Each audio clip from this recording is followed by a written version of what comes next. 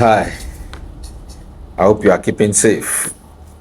Welcome to the Security Manager channel, where we again bring you security concerns. Today, I want to talk about personal security, all right? Okay, so following the increase in the reports of house burgling recently, in recent times, probably due to inflation and the tougher times, so guys are also finding ways, doubling their hustles and finding ways to survive by burgling people's homes. So there have been reported increase, of house burgling in recent times. Okay, so this has made it imperative for me to come draw an awareness to most of these things. I want to talk about some weak spots or vulnerable spots at homes or vulnerable spots that burglars exploit to break into people's house and to burgle their home.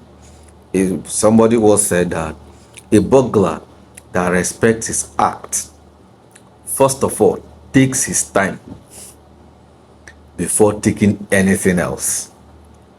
So what does this mean? It means that burglars, they take their time to study, to understudy their targets. Okay, so that brings me to one of the things I want to talk about, and that's to let you know that burglars always look for the weak and vulnerable parts to break into people's house. Yes, nobody wants a difficult task, so they're always looking for the soft spots at those houses. Soft spots, easy targets where they can go in, easy places. Okay, so they look for least resistant areas when it comes to planning and executing a break-in. Yes, like I said, the burglar that respects his act always takes his time first before taking anything else. So in today's conversation, I just want to help us identify the weak and vulnerable areas in houses that these guys take advantage of, because identifying the weak and vulnerable spots or areas in your home will keep you one step ahead and of course help you better secure your house. Okay, so we're talking about a few points that I'll mention. I want to draw attention to a few points. And one of the first very point I want to talk about is your front door. Yes, your front door.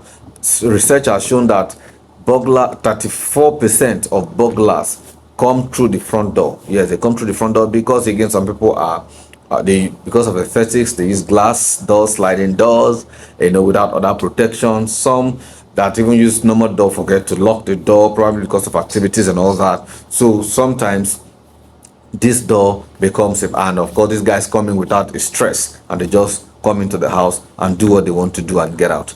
Number 2 point is the back door. Research has shown that 22% of burglars enter into people's house through the back door. Again, some people that remember to fortify their front door leave the back door unattended to, so it hits and something like that, the back door goes off. Okay, so the third weak spot is the ground floor windows. Yes, ground floor windows. In fact, a colleague of mine that soon was burgled about 2 or 3 weeks ago, before the time I'm sharing this content. When I asked him how did they enter your house, he said it was through the window.